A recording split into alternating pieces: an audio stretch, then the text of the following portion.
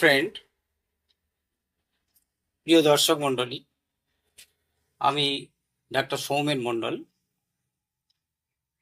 General physician, homeopathic এবং allopathy সুচিকিৎসা করিয়া থাকি। আমার দীর্ঘদিনের অভিজ্ঞতা, দীর্ঘ 20 বছর আমার এই চিকিৎসক জীবনে বহু রোগী আমি দেখেছি। বিভিন্ন রোগের সঠিক চিকিৎসা এবং সঠিক নিয়মকানুন বলে তারা আশাতীত উপকার পেয়েছে। প্রথমেই আমি আপনাদের প্রিয় দর্শকদের জানাই আমার তরফ থেকে শুভেচ্ছা এবং অনেক অনেক অভিনন্দন। আশা করি আপনারা ভালো থাকবেন। আজকে আমার এটা নতুন চ্যানেল, প্রথমে আমি শুরু করেছি। আজকে যে বিষয়ে আমি আলোচনা করব আপনাদের, সেটা হচ্ছে গ্যাস্ট্রিক। এই গ্যাস্ট্রিক মানে যেটা গ্যাস অম্ল, প্রায় মানুষের মধ্যে, এমনকি দেখবেন ছোট বড় সকলের ক্ষেত্রেই গ্যাস অম্ল আছে, কারুর কম কারুর বেশি। তো এই নিয়ে ভয় পাবেন না, গ্যাস অম্ল ফেলে রাখবেন না। এই সমস্ত গ্যাস অম্ল যাদের দীর্ঘদিন হচ্ছে তারা ডাক্তারের শরণাপন্ন হবেন, নিয়মিত ওষুধ খাবেন, নিয়মিত পথ্য খাবেন, লাইফস্টাইল মেনটেন করবেন, আশাতীত ফল পাবেন। আমি এই গ্যাস অম্ল নিয়ে আজকে দু একটা কথা বলবো। নিয়মিত খাওয়া দাওয়া ঠিক টাইমে যদি আমরা করে থাকি, তাহলে আশা করি এই সমস্ত গ্যাস অম্ল রোগ হবে না। অনেক সময় দেখবেন আমরা সারাদিনই কাজকর্ম করছি, কিছু না খেয়েই সারাদিনে কাজকর্ম করছি, অবেলায় ভাত খাচ্ছি, এই সমস্ত আমি করে বেড়াই, আমরা করি। সে কারণে আপনাদের কাছে, আমাদের প্রত্যেকের কাছে আমি বলবো যে গ্যাস অম্ল একটা কারণে হয়, যদি আমরা খালি পেটে থাকি, সঠিক সময় খাওয়া দাওয়া না করি, তাহলে এই গ্যাস অম্ল রোগ হতে পারে। গ্যাস অম্ল থেকে আমাদের কি হতে পারে? যেমন ধরুন গ্যাস্ট্রিক, গ্যাস্ট্রাইটিস,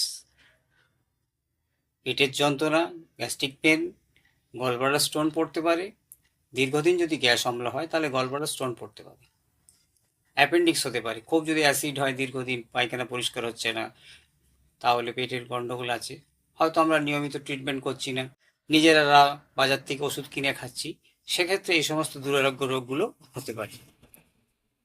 পেটের অসুখ, পেট ভালো থাকলে দেখবেন সব ভালো থাকবে, আর পেট ভালো না থাকলে মন ভালো থাকবে না। তাই বন্ধুদের বলি, বা প্রত্যেককেই বলি, আপনারা সঠিক চিকিৎসা করুন, ভালো ডাক্তারের শরণাপন্ন হবেন, দেখবেন আশাতীত উপকার পাবেন। আমি আপনাদের দুটো ওষুধ বর্তমানে বলে দিচ্ছি, দেখবেন গ্যাস অম্ল থেকে অনেকটাই ভালো থাকবেন।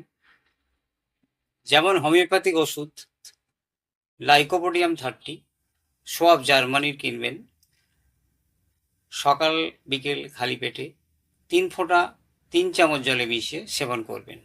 সেই সঙ্গে নাক্স ভূমিকা মাদার প্রত্যহ দুপুরে খাওয়ার 10 মিনিট পরে 10 ফোঁটা এবং রাত্রে খাওয়ার 10 মিনিট পরে 10 ফোঁটা 3 চামচ জলে মিশিয়ে সেবন করবেন। আশাতীত ফল পাবেন। সময় পেলে একটু আপনারা ফ্রি হ্যান্ড এক্সারসাইজ করবেন, খালি পেটে থাকবেন না। প্রত্যেক সময় দুপুরে ভাত খাওয়ার আগে এবং রাত্রে ভাত খাওয়ার আগে আধ ঘন্টা, ম্যাক্সিমাম আধ ঘন্টা আগে হাফ গ্লাস জল খেয়ে ভাত খেতে বসবেন, এবং খাওয়া হয়ে গেলে খাওয়ার আধ ঘন্টা পরে জল খাবেন, তার আগে জল খাবেন না। ফলের মধ্যে যেমন আপনারা খেতে পারেন 1 টুকরো ডালিম, 1 টুকরো আপেল, 1 টুকরো নাশপাতি, 1 টুকরো শশা, 1 টুকরো পেয়ারা, এগুলো খেতে পারবেন।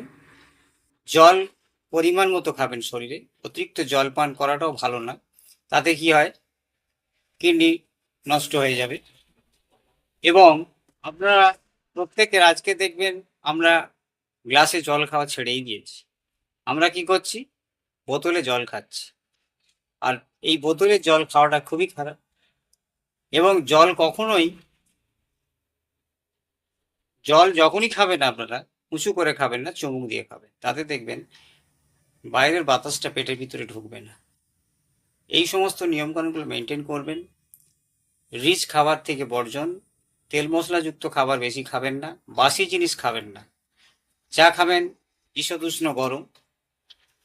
এবং রুটি যারা খেয়ে অভ্যস্ত, হয়তো দুপুরে ভাত খায় রাত্রে রুটি খায়, এরকম অনেক ডায়াবেটিক পেশেন্ট আছে, তাদের ক্ষেত্রে বলি রুটিটাকে যদি পারেন একটু গরম জলে ধুয়ে নিয়ে ব্যবহার করতে পারেন, তাতে আশাতীত অ্যাসিড এবং অম্ল গ্যাস থেকে অনেকটা ভালো থাকবে। ওষুধগুলো নিয়মিত সেবন করুন। আমার ডেসক্রিপশানে সবই দেয়া আছে, আমার নাম, ঠিকানা, ফোন নাম্বার, আপনারা দেখে নেবেন। পরবর্তী ভিডিওটি আপনারা যদি দেখতে চান এরপরে, তাহলে আমার চ্যানেলটিকে সাবস্ক্রাইব করবেন। ধন্যবাদ।